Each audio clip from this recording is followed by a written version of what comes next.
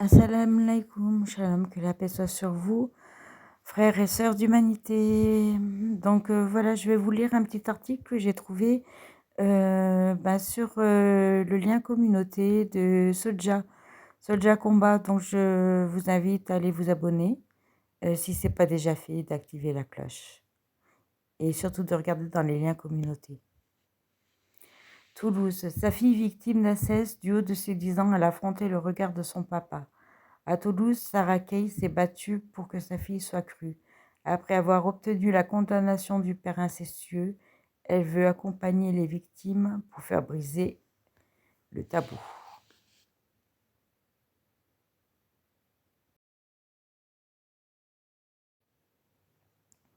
Sarah Kay, la mère de la fillette, a dû se battre pour faire entendre la parole de sa fille, victime de gestes inappropriés de son père alors qu'elle avait 4 ans.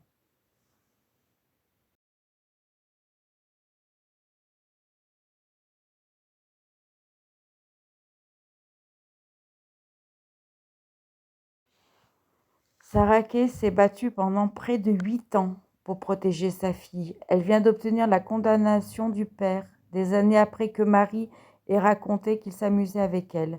Un chemin semé d'embûches pour la mère qui a dû se battre pour faire entendre la parole de sa fille.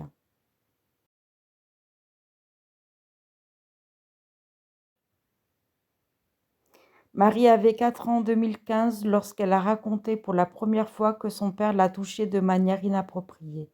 Déposition à la brigade des mineurs et prise en charge par l'unité de l'enfance en danger à l'hôpital pour enfants à Toulouse. Une enquête pénale est ouverte et finalement classée sans suite. Malheureusement, comme c'est souvent le cas.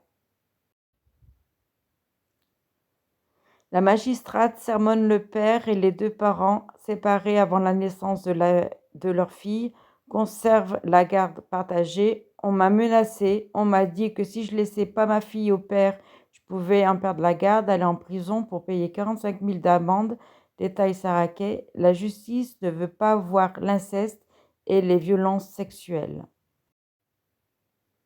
Sa défense, c'est que j'étais aliénante et que je voulais lui nuire. Je l'ai quitté lorsque j'étais enceinte, mais j'ai toujours tout fait pour qu'il crée un lien avec sa fille. Ce n'est pas parce que ce n'était pas un bon compagnon pour moi que ça allait être forcément un mauvais père, nous dit Sarah Kay.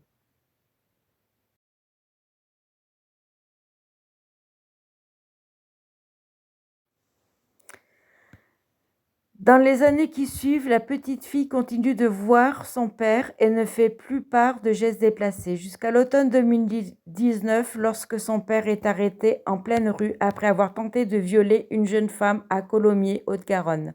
Inutile d'expliquer à Marie pourquoi son père est en prison, elle s'en doute. Sarah Kay est entendue par la police et apprend que le père de son enfant a été condamné 2 ans plus tôt dans une agression sexuelle sur mineur dans le collège où il travaillait, ailleurs en Occitanie. Il a fait son année en bracelet électronique alors qu'il avait la garde de sa fille, dénonce maître Myriam Gage Benyayoun, l'avocate de la mère. Personne n'a trouvé bon de rouvrir le dossier de sa fille, ni même de prévenir le juge des enfants pour le prévenir que ce type venait d'être condamné pour agression sexuelle sur mineur, que sa fille s'était plainte et qu'il faudrait peut-être ouvrir l'enquête pour surveiller. Rien, absolument rien. C'est une mise en danger d'un enfant, c'est un scandale. Maître Myriam Gage Benyayoun, avocate de Sarah Kay. Cette tentative de viol renvoie le père devant le tribunal tandis que sa fille reprend la parole. Ma fille me confie que ça n'avait jamais cessé. Ça a été un tsunami. J'ai beaucoup culpabilisé de ne pas avoir pu la protéger. Après plusieurs années de procédure, le père a été condamné à 6 ans de prison pour tentative de viol à Colomiers, 25 mois pour agression sexuelle sur sa fille.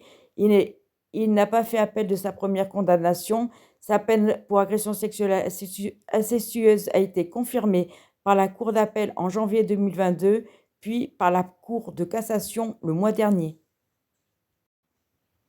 Donc voilà, c'est un récidiviste.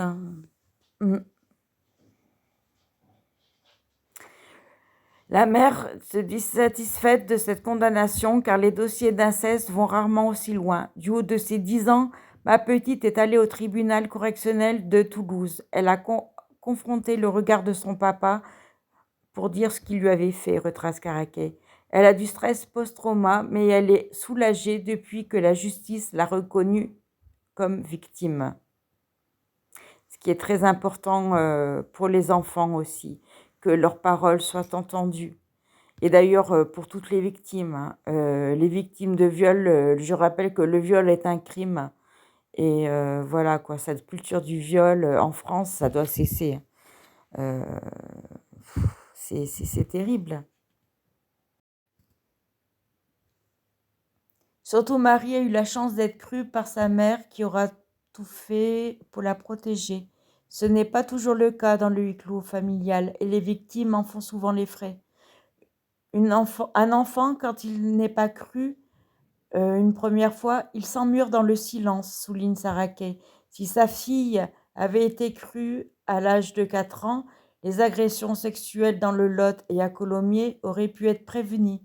Et ça aurait évité 4 ans de supplice à cet enfant et toutes les conséquences qu'elle risque de vivre, souligne Maître Gedj Benyayoun.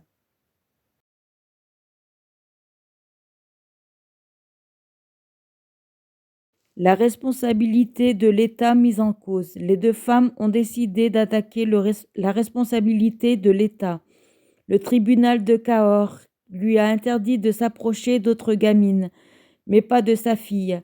Ces incohérences et ces injustices nous amènent à porter plainte contre l'État, explique la mère.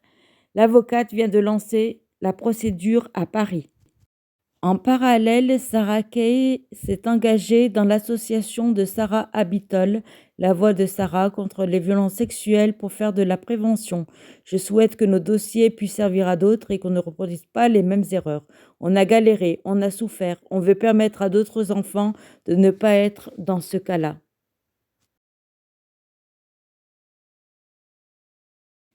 Il faut que la peur change de camp.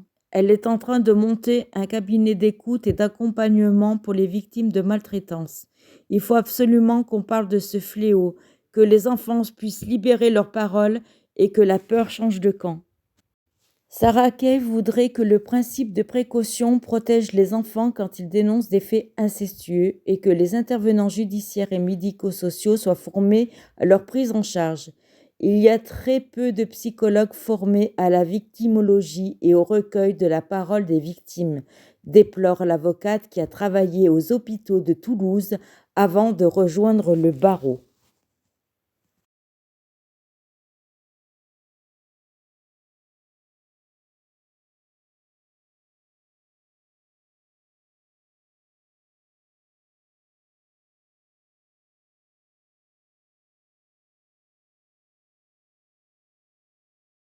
On a des, on a des décisions qui sont assez patriarcales et des magistrats qui préfèrent s'appuyer sur le père rassurant, travailleur qui apporte l'argent à la maison. C'est pour ça que c'est compliqué. Des cas comme celui de Sarah, il y en a tous les jours. Maître Myriam Gedj Benyaoun.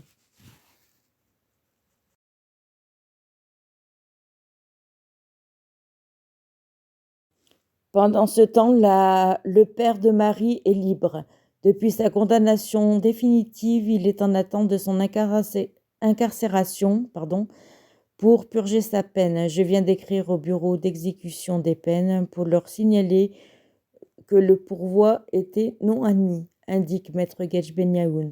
La mère s'étonne qu'il vive libre comme l'air à 12 km de sa fille et de sa victime.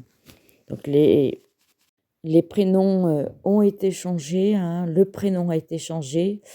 Je vous mettrai l'article dans le descriptif.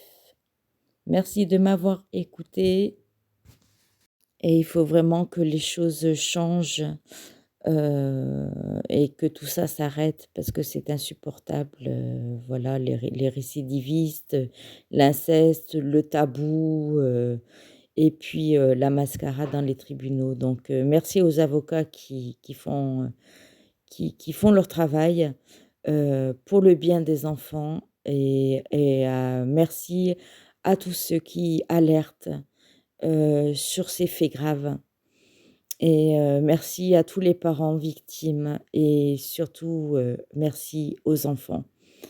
Tenez bon, le combat continue, on ne lâche rien. Je vous souhaite, une bonne, après-midi, une bonne fin de journée. Merci de votre écoute.